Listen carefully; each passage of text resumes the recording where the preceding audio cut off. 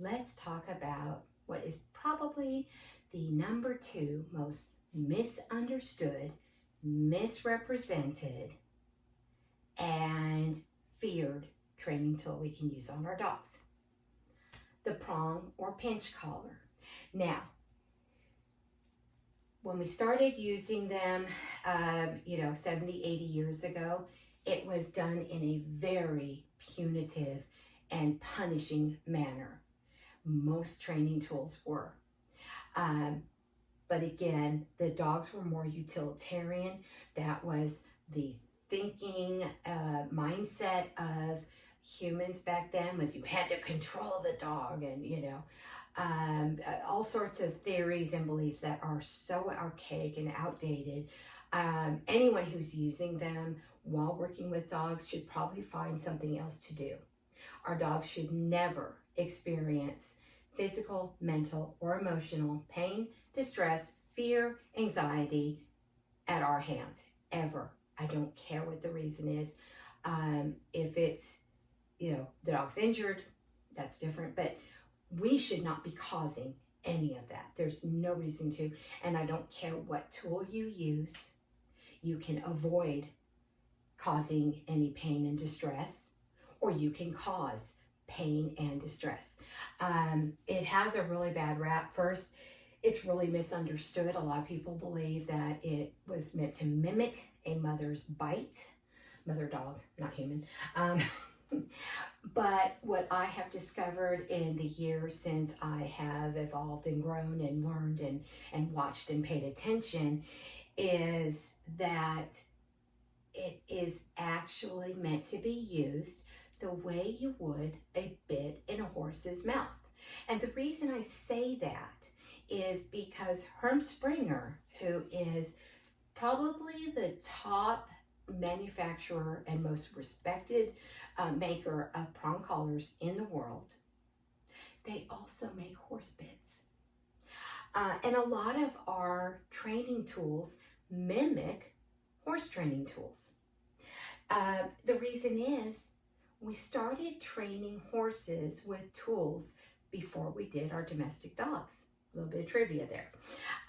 So anyways, I want to explain how to use it, why to use it. If you have a trainer or anyone who tries to tell you, well, you're going to poke holes in your dog's neck, that is such a fallacy. It is so incorrect and such a disingenuous argument and comment.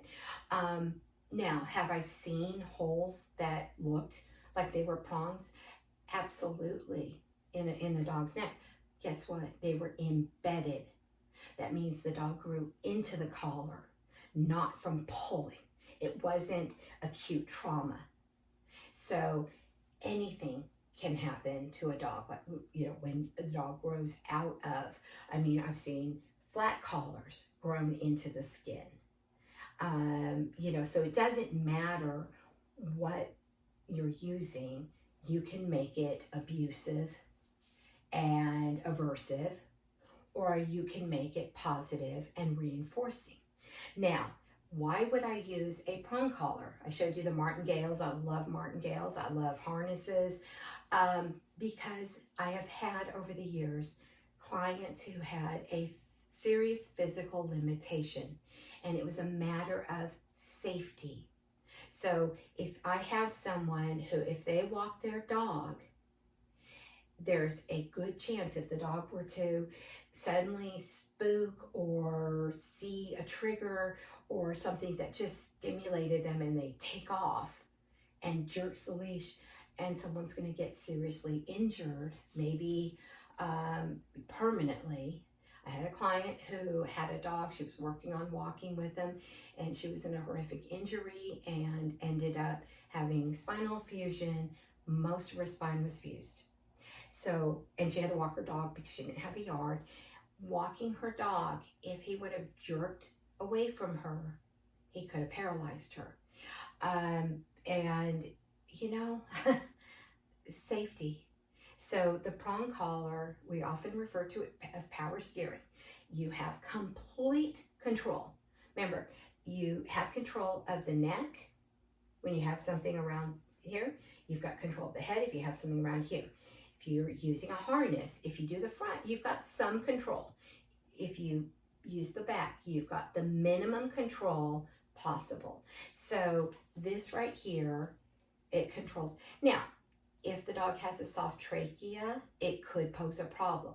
However, the prong collar actually fits a little bit loose, okay? It doesn't have to be tight like some of the other tools.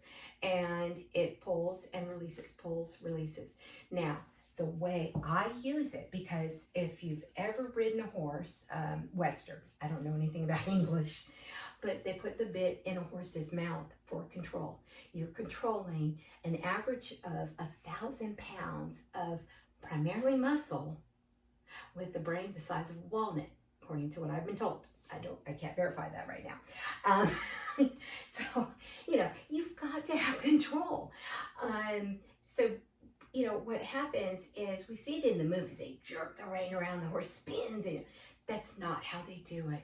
If you were to do that in real life, you would compromise their mouth. Their mouth is very soft, very fragile, and then they're affected with their eating, drinking water. The trust would be broken. You just don't do it. So what happened is, as I evolved and started learning more about dogs, behaviors, working with them. We had a horse, my daughter rode. I was like, hey, wait a minute, let's try this. So when I'm teaching my clients how to use the tool, and again, I don't recommend them very often. It's not my first, second, third, sometimes not my fourth training tool to try. But again, we're talking about safety. What I do is I'm going to have the bulk of the leash in my opposite hand, further away from the dog. Dog's close to me, and I'm literally going to do 3 fingers and just go bump, bump, bump. Paws stay on the ground. The dog's not being jerked around, but it's hey, hey, hey, and they look at you, and then you can give them a directive. So you're distracting them with the bumping, okay? And then they look at you and you can say, slow down, let's go this way, whatever it is, but they're checking in. You can give them treats. So while it was originally designed to be an aversive tool, it does not have to be used as an aversive tool. So anyone who tells you that, they don't know how to use them. They've never used a prong collar properly. Real quick, I'll go over the makeup of a prong collar. So you have an O-ring here. Okay, I'm not causing her trauma. She's stuffed. She's good. The O-ring here goes on the back of the neck. Okay, they also call it the dead ring. I don't like saying that, so I don't. And then you've got your D-ring. Okay, and it spins around. They call this the live because it's moving. This is what gets hooked to the leash. Now, one thing I'm going to say, please do not put this on your dog without someone who is proficient in using it in a humane and ethical way, shows you how and practices with you, okay? Because again, if you're applying too much leash pressure, you can inadvertently cause physical, mental, emotional pain, distress, fear, anxiety. Okay, now this is a Hermsprenger, and what's great about this particular one is the prongs, and they're called pinch not because it pinches the skin. That's one I've heard before. It's because you have to pinch the prongs to get them in. So you might need pliers when you start out. I recommend you only use them on dogs that are 40 pounds and over, and you get the 2.0, depth and thickness, whatever they call it. The lighter the prong, the harsher, just like a horse bit.